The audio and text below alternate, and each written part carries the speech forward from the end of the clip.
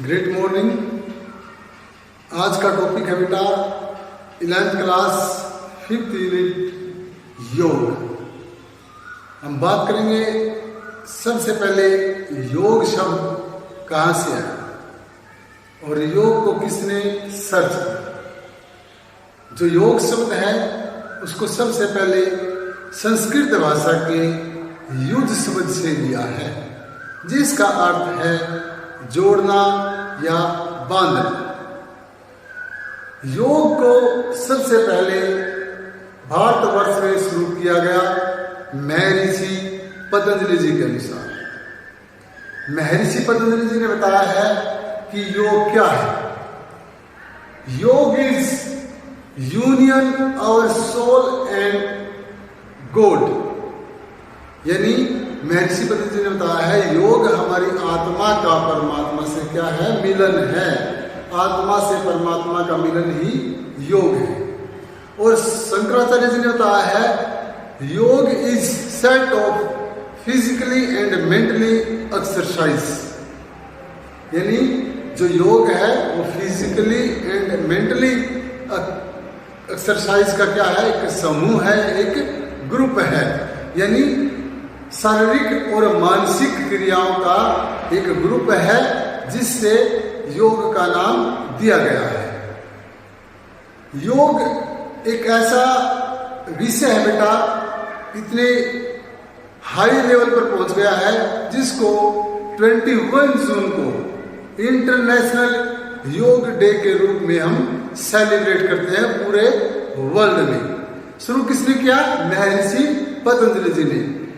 देखो पुराने समय पे क्या था, जो ऋषि मुनि थे वो अपने आश्रम में अपने छात्रों को शिक्षा के साथ साथ, पढ़ाई के साथ साथ, जैसे अब हम फिजिकल एक्टिविटी कराते हैं, सब्जेक्ट हमारा फिजिकल एजुकेशन, इसके अंदर खेलों से रिलेटेड जो भी हम कोई भी एक्टिविटी करवाते हैं वो फिजिकली और मेंटली रूप से करवाते हैं।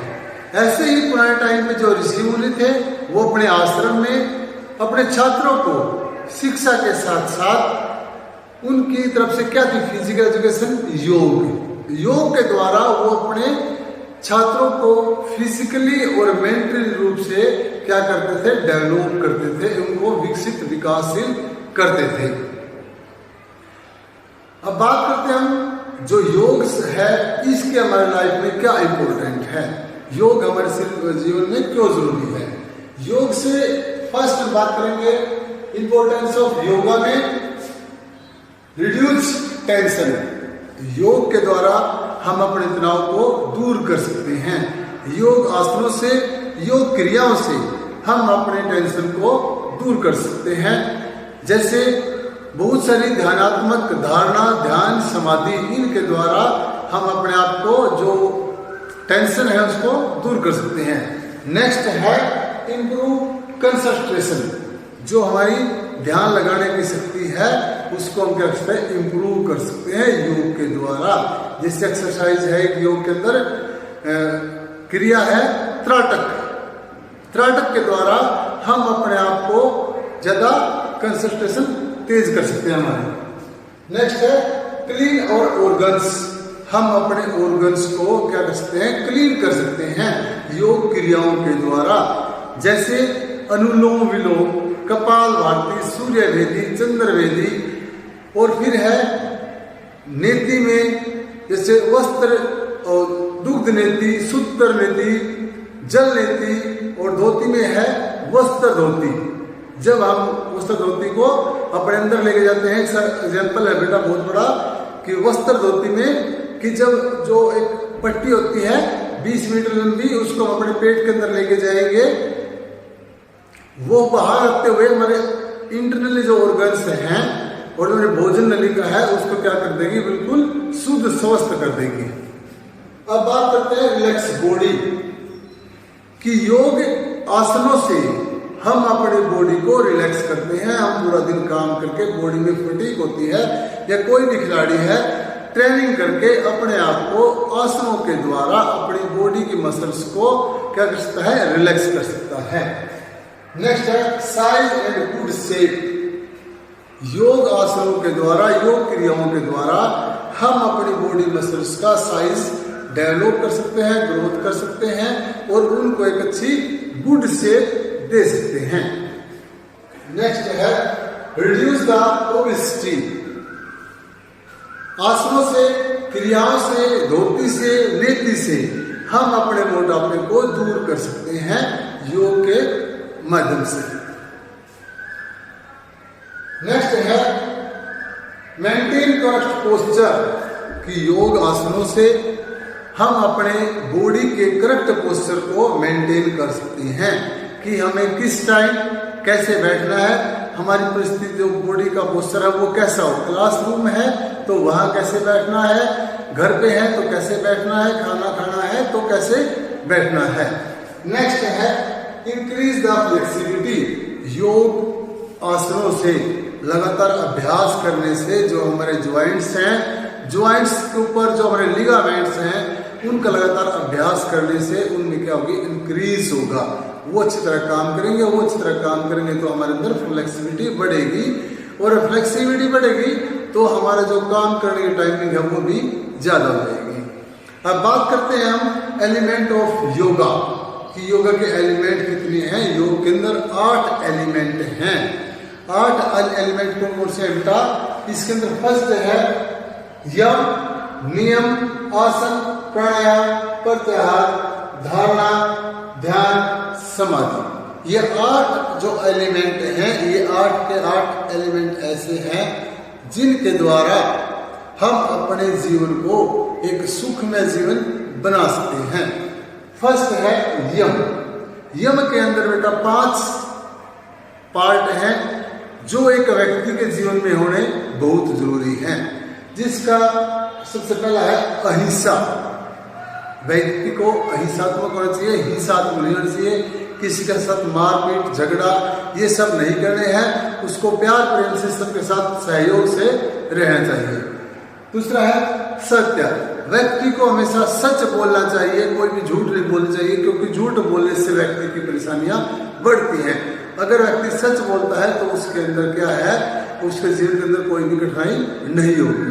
नेक्स्ट है अस्ते। अस्ते का मतलब बेटा चोरी करना, चोरी करना नहीं है। मतलब हमें कोई भी चोरी नहीं करनी है, कैसी भी चोरी नहीं करनी है, क्योंकि चोरी हम करते हैं, हम मेंटली उससे परेशान होंगे, और जिससे चोरी की है वो भी बेचारा दुखी होगा। मान लीजिए किसी के पैसे निकालते हैं, धन निकाल लेते हैं, तो वो बेचारा कितना परेशान होगा, और हमारे अंदर क्या टेंशन रहेगी, कभी पकड़े जाए।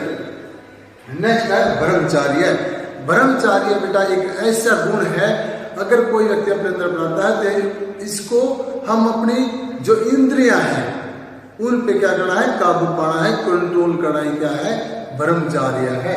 नेक्स्ट है अपरिग्रह। कम से कम चीजों में जीवन व्यतीत करना ही क्या है, अपरिग्रह है, कि हमें जितना मिल जाए उतना ही ठीक है। नेक्स्ट बेटा नियम। नियम के अंदर बेटा क्या है, नियम के अंदर भी 5 अंग हैं जिनके द्वारा हम अपने आप को स्वस्थ भी रख सकते हैं, अच्छा भी साबित कर सकते हैं, कैरेक्टर वाइज है, कैसे भी अपने व्यक्तित्व को एक अच्छा साबित कर सकते हैं।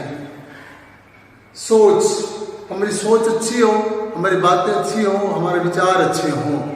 संतोष, हमें जितना मिल जाए उतने में ही संतुष्ट रहना है, संतोष रखना है। तब हमें पूरी मेहनत से तब के साथ अपने काम को करना है। स्वाध्याय, सेल्फ का सुपरविजन, स्वयं का अध्ययन करना, यानी हमें क्या गलत किया है, क्या हमें गलत नहीं करना है, और हमने आज क्या काम किया, क्या नहीं किया है। ईश्वर प्राधीन, ईश्वर के प्रति प्राधीन होना, कि भगवान की प्रार्थना करना और अपने सुखमय जीवन को व्यतीत करते रहना। नेक्स्ट है आसन। आसन एक ऐसी मुद्रा है बेटा जिसमें हम बैठने की जो बताया था पहले, सोने की मुद्रा है, खाने की मुद्रा है, पढ़ने की मुद्रा है, ये सारे क्या है, आसन है। और योग के अंदर आसन क्या है, आसन वो मुद्रा है जब हम अपने किसी अंग को एक ऐसी अवस्था में लेके जाना जिसमें हमारे उस अंग को कोई परेशानी न हो, जैसे हल आसन, चक्रासन, भुजंगासन। अब बात करते हैं प्राणायाम। प्राणायाम दो शब्दों से मिलकर बना है, प्राण प्लस आयाम। प्राण का अर्थ है हमारी श्वास, आयाम का अर्थ है कंट्रोल करना, रोकना उनको। इसमें 3 चीजें हैं, पूरक, कुंभक, रेचक। श्वास का लेना, श्वास का रोकना, श्वास का छोड़ना, ठीक है। श्वास का लेना, रोकना और छोड़ना, ऐसी बहुत सारी क्रियाएं हैं, जैसे अनुलोम विलोम, कपाल भाती, सूर्य वेदी, चंद्र वेदी, बहुत सारी प्राणायाम की क्रियाएं हैं। नेक्स्ट है प्रत्याहार। प्रत्याहार, हमें ऐसी चीजों से दूर रहना है जिससे हमारे अपने व्यक्तित्व को, अपने समाज में हमें बुरा महसूस लगे, और हमें ऐसा जीवन व्यतीत करना है जो हमें सहयोगी और सब तरह से हम अपने आप पे भरपूर हों। नेक्स्ट है धारणा। हमें हमेशा अच्छी चीजों को धारण करना है, बुरी चीजों का क्या करना है, त्याग कर देना है। धारणा वो एक एलिमेंट्स है।